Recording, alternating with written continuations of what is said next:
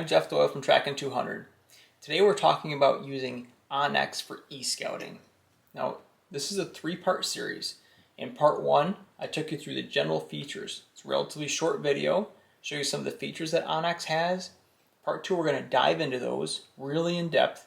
And part three, we're going to use the majority of those tools to plan a hunt up in Maine. So let's dive into it. All right, so we're going to start in the lower right-hand corner of the screen. Probably one of the buttons you're going to hit the most is your location button, okay? This kind of looks like a bullseye or a crosshair, and what it will do is going to bring you to your location if you're not currently hovering over your location. And what I'm going to do, because there's a really neat feature embedded in this on the phone, that feature does not show up on the web app on the computer, so we're going to switch over to the phone and do this, okay? So to start, I'm going to press location button, and that's going to zoom me to where I am, okay? And I did this while I was up on a moose hunt recently to actually range find. I'm going to show you how you can range find something that you can visually see. We had a cow and a calf moose that was far enough away that my rangefinder just wasn't picking it up well, and I was able to use this to tell me how far away it was. So I bring us home by pressing the crosshairs button, okay? I press it again, and it's going to give me this kind of blue beam. It looks like a flashlight beam, and that beam is indicative of the direction you're holding the phone.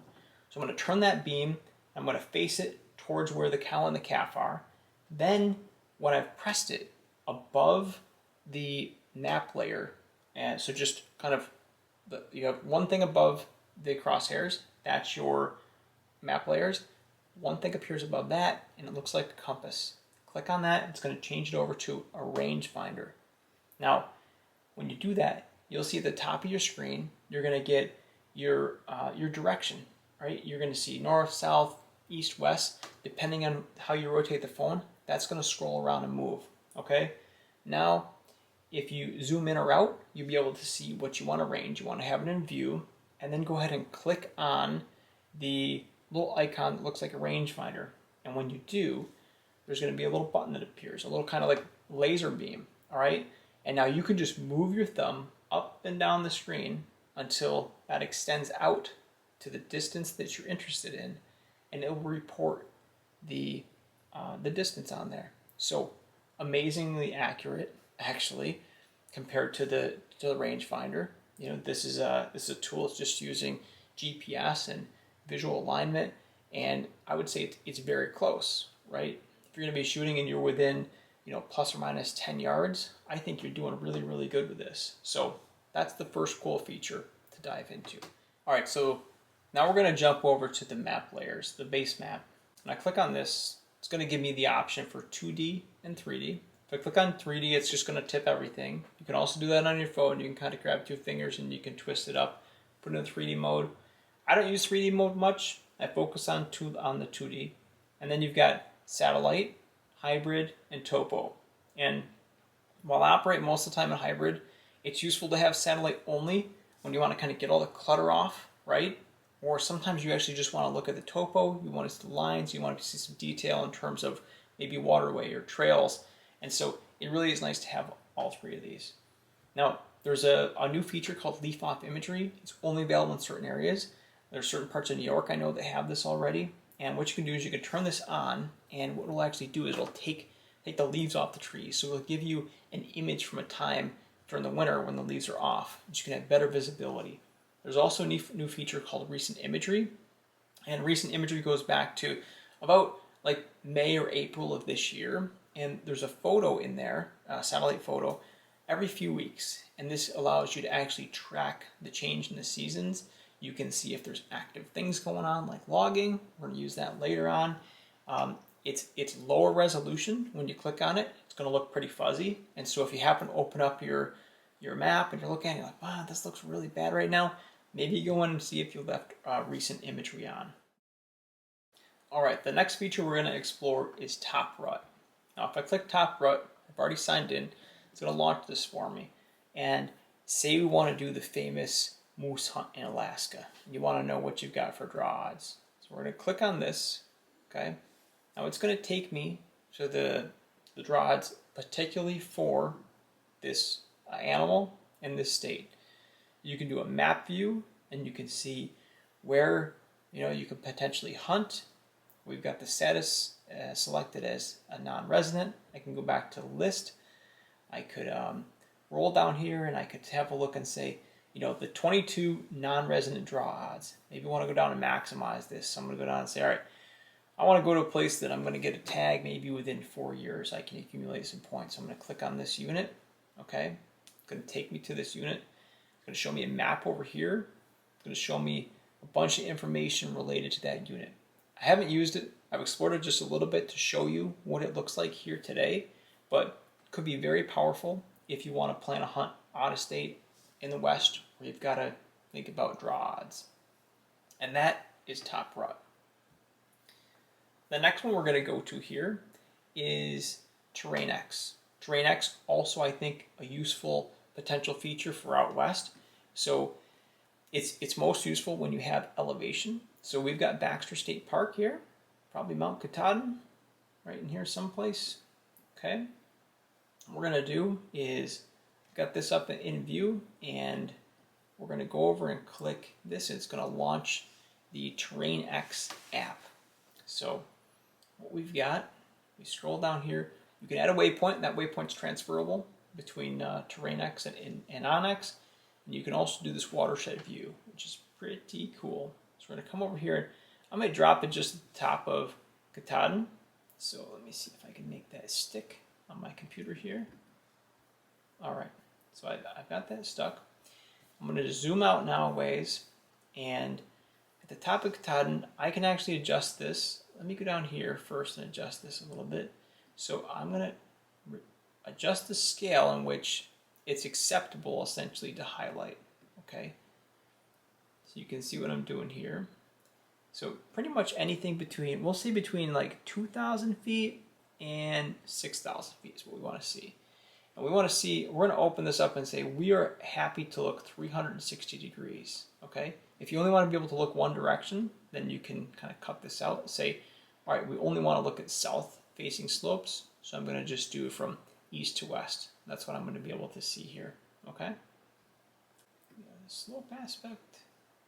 Say, all right, I want to see things with a slope of maybe 45 degrees. That's still pretty steep. Okay, I'm going to be looking up here. I'm going to be seeing these north slopes.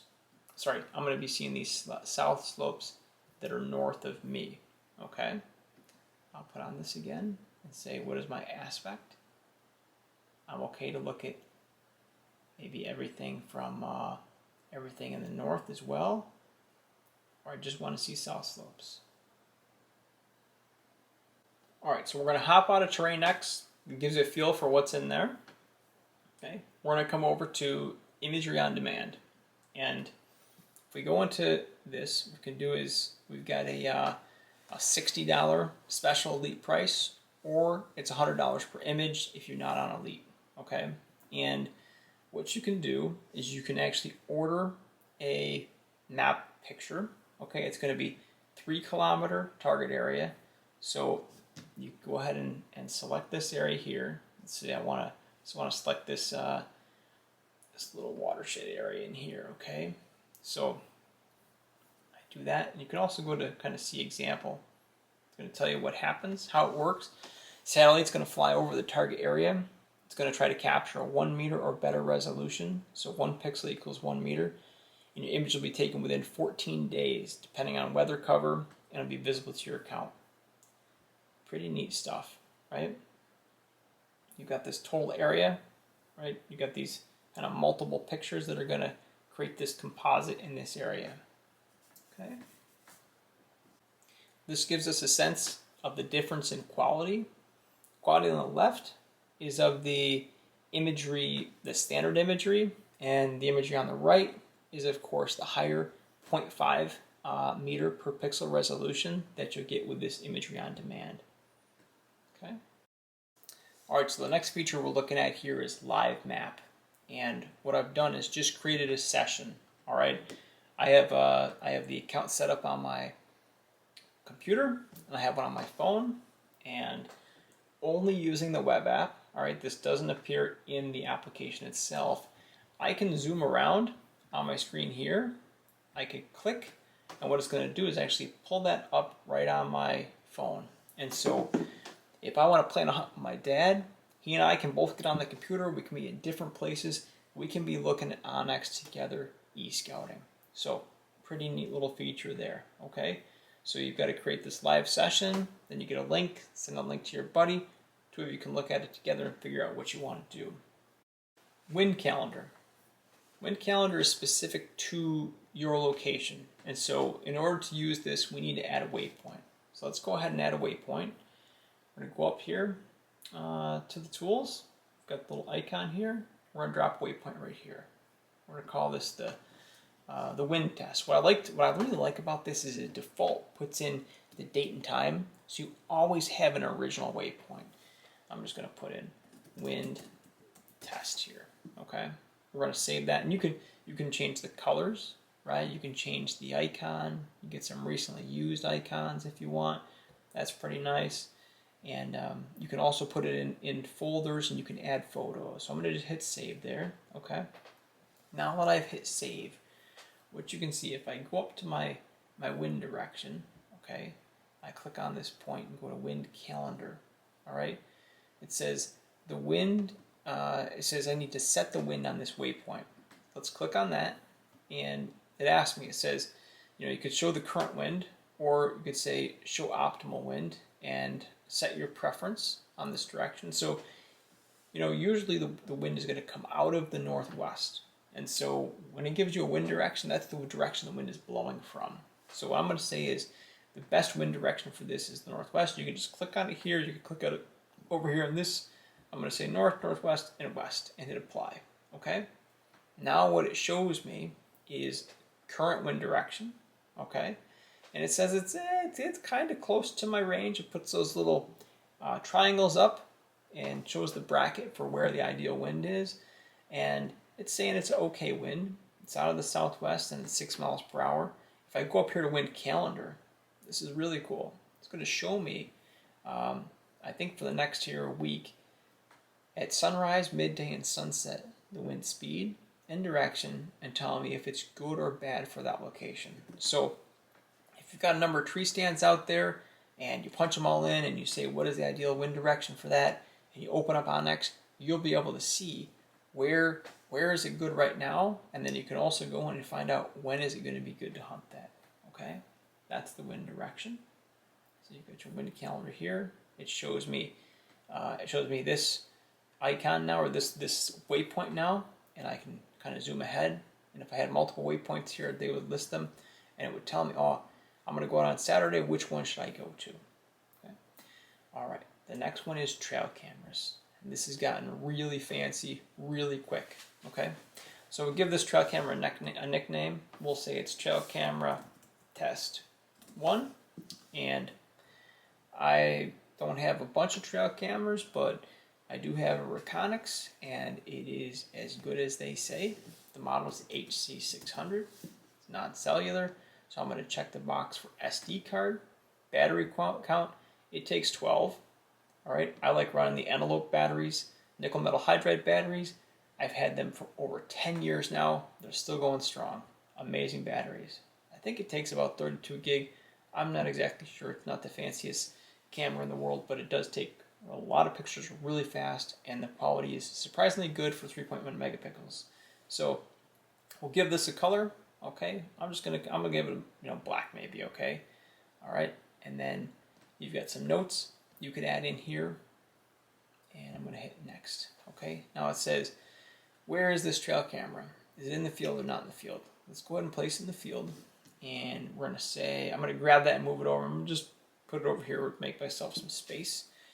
It says, when was it placed in the field? So we'll say today, and the camera location name, and we're gonna call this Barnard Mountain. Okay, and ask me which direction is your camera facing. Well, usually you want to face your cameras north because of the sun is low on the horizon in the winter time here in the fall, and the way these cameras all work is on a passive infrared sensor, and so if that sun comes across the horizon low and it picks up that heat, it's going to start clicking off pictures Maybe some of them are getting smarter where they're not going to do that so much, but traditionally you want to face these north because that's going to have opposite of the sun. The sun can always hit something, right, that's facing south that it's looking at, like a tree or a leaf or a branch, and kick off. But a good set, you're going to have some reliable pictures. So we'll just say north for now, okay? I'm going to hit save here, and it's going to now show me, right? I've got this trail camera. It's facing north. You can put in when I last changed the batteries. I know in terms of the SD card space what I need, current days it's been out there. You can even go into photos here. You can elevate your hunt by adding trail camera photos, and there's also a history. So if I end up moving this camera around, okay, I can go back and I can look where I've had it on those certain days, which is pretty important. If you've got a bunch of cameras and you're taking a bunch of pictures and you do a good job of keeping the timestamp on there, then you want to know, oh, where is that specifically?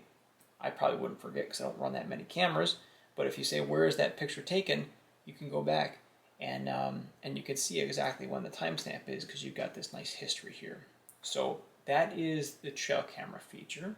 Okay. We're going to go up here. So add a waypoint is just like it sounds, right? You're just adding a waypoint. So we've got this one already.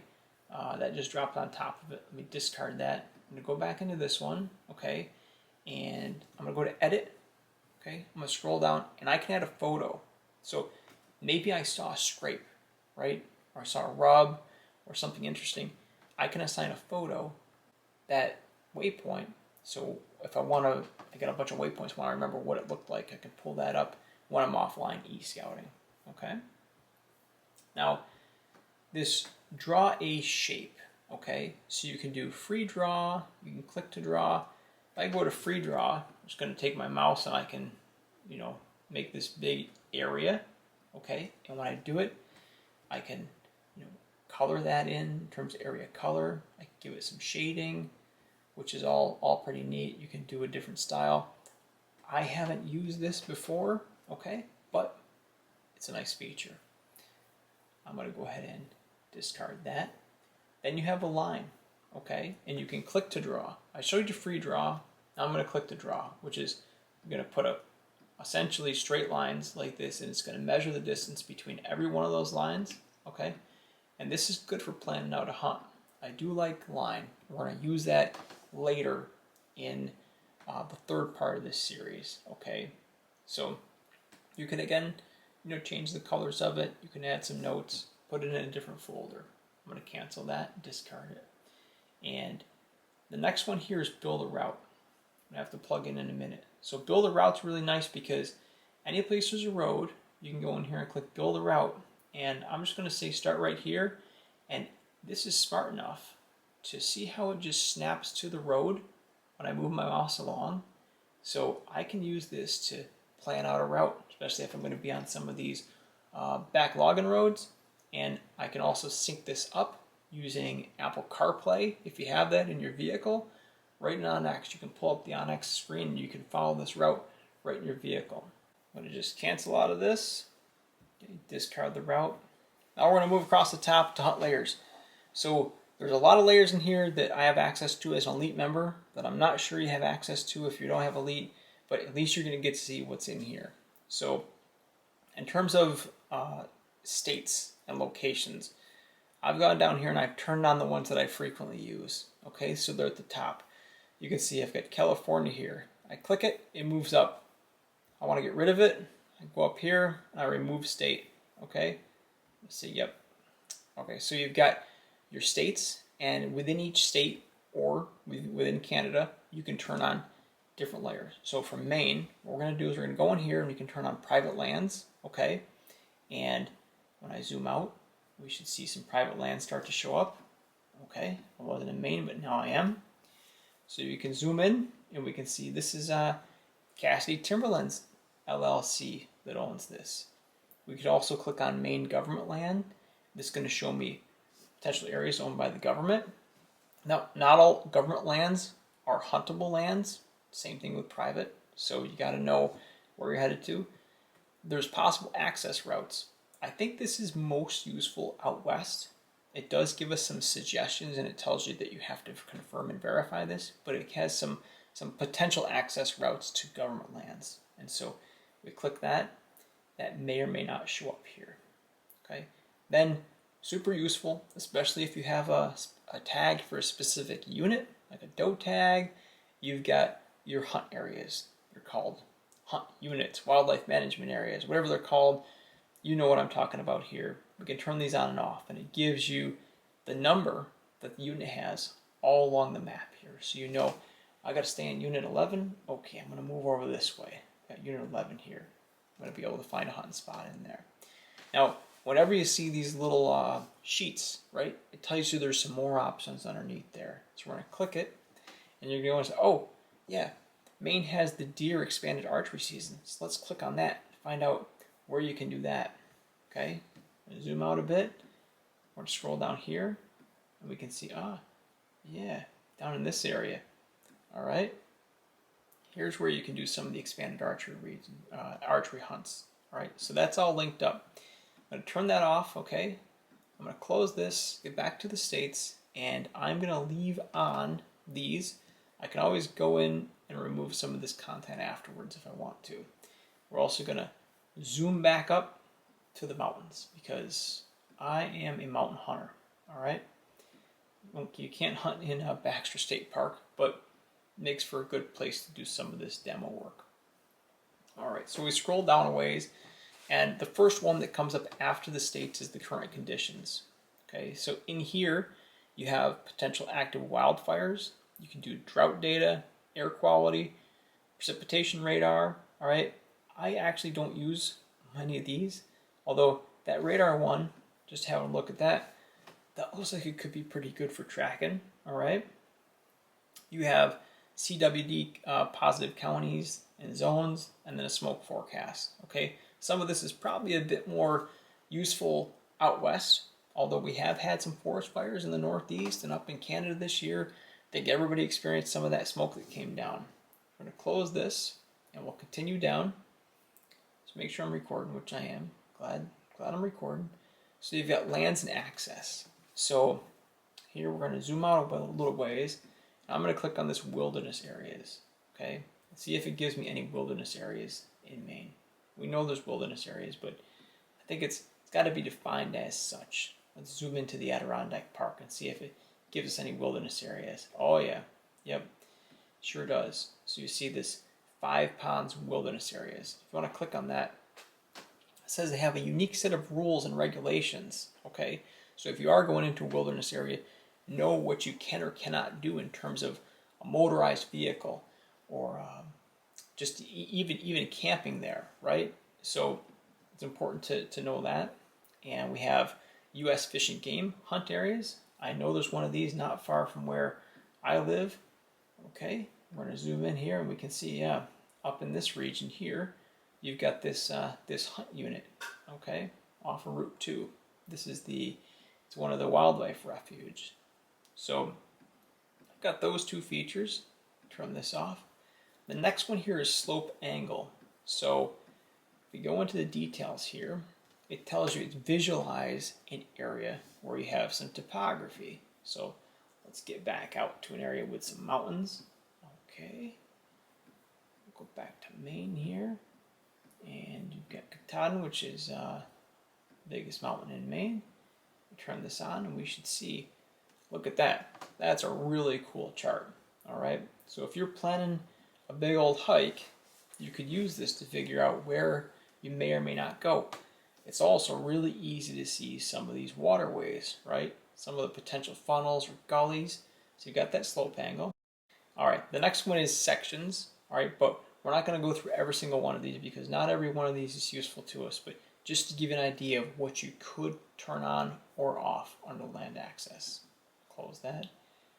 All right, so the next one we're going to click on is roads, trails, and recreation. So what we can do is we can turn on trails, and you can see those are highlighted there. And then you can actually turn on trail slope. And this will give you an idea when you're driving or maybe when you're walking, depending on the type of trail it is, what does the topography look like? And so if you zoom in here, we can see, and this makes sense, right? There's a little bit of red, and we see those topo lines. This can be kind of steep. And that's what it's trying to show you based on that color. All right. Now, if there's snow on these or it's potentially icy condition, you're looking at it, you say, you know what? I might not want to turn down that road because it gets a little gnarly in terms of slope. Okay. So let's turn those back off. And one of the ones that I think is pretty cool here is this roadless areas. And so this shows us, if we zoom out, talking about these kind of really remote areas you want to get back to, these don't have roads nearby. It doesn't mean there's not trails or logging roads that are cut into them. So let's have a peek. We zoom in, we can see this is in fact a true roadless area. Okay. We go over to some regions, they may not be as roadless as you think. So this right here is defined as a roadless region. What we can see is there's a logging road that goes into that. So you kind of want to do your homework on it. And if we click on this, it's just going to say that in the white areas, that's going to show you how you get deeper into the backcountry. Okay. You can also go to this motorized roads and trails and turn these on. Okay. Now, if you got maybe an e-bike or a four-wheeler or side-by-side, it might be good to be able to turn this on and know where you can go with one of those motorized vehicles. So you see this? Look at all those trails. You probably go up this chute here. Now, there's so many different little roadways in Maine where they've done logging that, some may be gated, some may not be. You just got to kind of see what you've got potential access to. And so it's a scouting tool. Everything that we see here, we got to go confirm in real life, in the flesh. So I'm going to go back to this. I'm going to turn these guys off here. Okay. And we'll go down to the next one. All right. The next one we're going to go into is trees, crops, and cover. And with this one, you can actually go in and you can identify timber cuts. The thing about Maine, though, is there's so much timber cuts that it doesn't really work so well. Okay, it does work well in other regions. I've used it in New Hampshire, and it actually tells you the year of the timber cut, and it's a kind of a good starting place. We know in these woods there's so much logging activity that we just kind of expect it. Okay, you could turn on historical wildfire. I'm going to jump down to wetlands though, because I think the wetlands is a really neat one for the big woods. So you've got woody wetlands and herbaceous wetlands. We're really only seeing woody wetlands here, so I'm going to just turn that on. You can see how it's picked up all these kind of dark blockages, these dark blocks here. And as I zoom out, we can start to see wetlands. Wetlands are going to correlate really well with one that's 2 down. That's your deer thermal cover. I'm going to go ahead and turn that on, and you can see here's where you want to, when we're talking about kind of late season, right? You're thinking about where should I go, where are the deer going to head to, where are they going to be spending time, especially in those cold nights towards the end of the season. Thermal cover is going to be key. And when we go through, we can actually turn on different trees, right? So we can see, what is the thermal cover made up? Probably not made up of redwoods or juniper here, but it's primarily fir, okay? And hemlock is an option there as well, and spruce is an option here as well. So, as well as cedar. Right, so if you want to think about even some of the feed, look at that. Look how closely that lines up to those wetlands. Right, that makes sense because we know cedar likes to be wet. We'll keep going down here. You've got acorn-producing oaks. Now I'll probably have to go south a bit, so let me go to southern Maine, where I might be able to pick up some oak trees. I'm going to turn this on now. I zoom in a little ways, and what it shows up is as these red blocks. Okay, now there's one oak tree that's probably a pretty popular oak tree for the deer. You get down into some of these areas where it's more southern, and my gosh, there are a lot of oak trees. Okay, probably not on that little island there, so let me get down here a ways further. We'll zoom in maybe around Bristol and see if we got any oak trees. All right, so they're showing some there, and what you can do is actually go in here and you can select these. You can turn them off and say, okay, I only want to see white oaks. Okay, deer prefer the taste of a white oak acorn, from what I understand, over red oak. They're not as bitter. So I've learned how to identify. It's not too hard to identify the difference between a red oak and a white oak, although there's a bunch of other kind of scrub oak type trees that I'm not an expert on. So that one's particularly useful if you're looking for a place that has, you know, mature acorn producing oak trees. Okay. I showed you your thermal cover. The other one is this deciduous and coniferous forest. So we're going to go back up a ways. All right, we'll go back up to the mountains here. Zoom in here.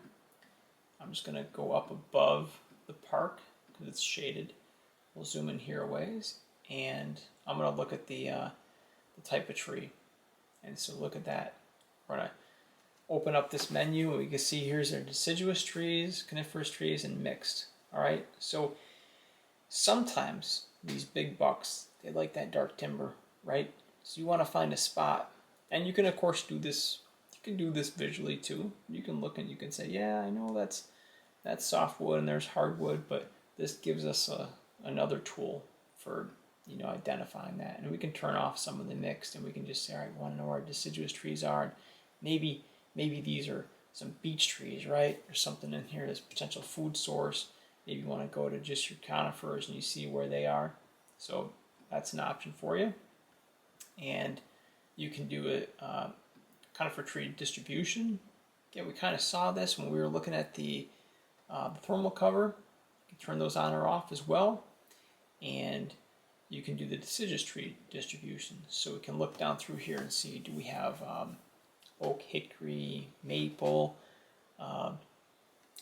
you know, birch. What I don't see on here is a beech tree, but oh yeah, it is here. Maple, beech, and birch. It's right there actually. So we'll turn that on, and we can see that these trees in this vicinity that are already lighted up, those are either maple, beech, or birch. Okay, so that's about it for trees, crops, and cover. Scroll down a little bit further, and I'm just going to turn these off, okay, because things can get cluttered up here pretty quick when we got a bunch of different details on. And we're going to go to wildlife layers, and when we have wildlife layers, you've got the southern rut heat map. Turn that on, and you can see kind of where things are at. You've also got this Boone and Crockett whitetail trend. So if I turn that on and I zoom out, I can actually see where in Maine I think it's the counties that are producing the most Boone and Crockett. So if you go to this distribution, you can see layer shows if there's been a positive or a negative or neutral trend in the whitetail records over the 10-year period. So we'll click on this and see what it tells us. We'll go down like this, and it tells us in terms of Boone and Crockett trend, there's 0 entries back here, 1 entry in 2005 to 7, 2 entries in 2020 to 22. Okay, so I'd say that's trending up. This one, we'll go ahead and have a look. We can see there was 4 entries in 1999 to 01, and we look and it's trended down a little bit. So if it's red, it's trending up. If it's blue, it's trending down. If you're a trophy hunter, okay. So that covers it for hunt layers. For OnX maps, offline maps, we're going to go in and we're going to do a little offline map saving now. I'm just going to turn off these layers again. Okay, so when I save a map, I always want to have it on hybrid. Okay, I'm going to check and make sure I don't have recent imagery on. Zoom in here like this, and I'm going to go to offline maps, and I'm going to say I'm going to create a new map, a new offline map, and you've got this low resolution, okay, which allows you to actually zoom way out, okay, and I do recommend taking a big low resolution map of the whole state.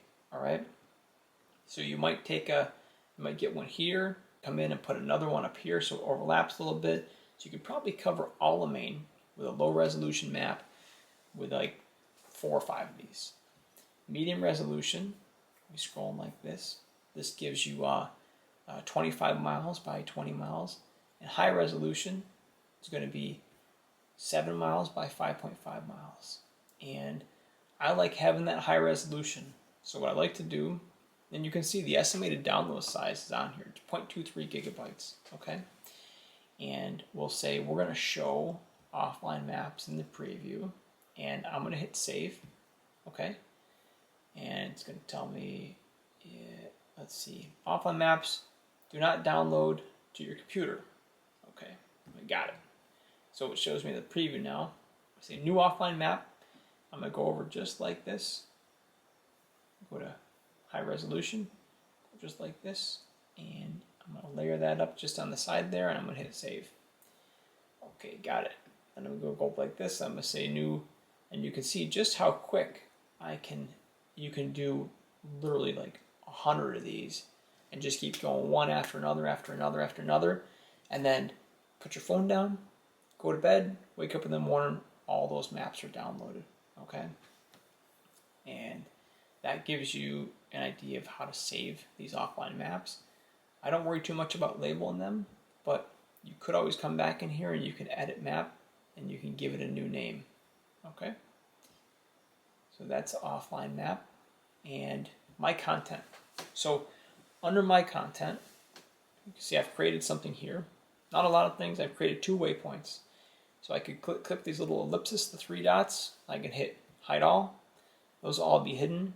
You can go up to all your content and say show all. You go down to here and you could export, import, different tracks if you wanted to. Before I sign off, I just want to say I appreciate everyone's interest in the channel. I appreciate comments and likes, and if you're really into Tracking 200, I'm repping some gear. We got 4 different hats, we got t-shirts, stickers, and hope everybody is able to have a successful season this year. Get out and wander. All right, everybody. Track never ends. The track never ends. For more Tracking 200, join the Tracking 200 Facebook group. You can also follow the Mountain Hunter on Instagram. And if you enjoyed this video, go ahead and give us the thumbs up, subscribe, and ring that bell so you're notified when new videos come out. For official Tracking 200 merchandise, you can find the store link in the video description.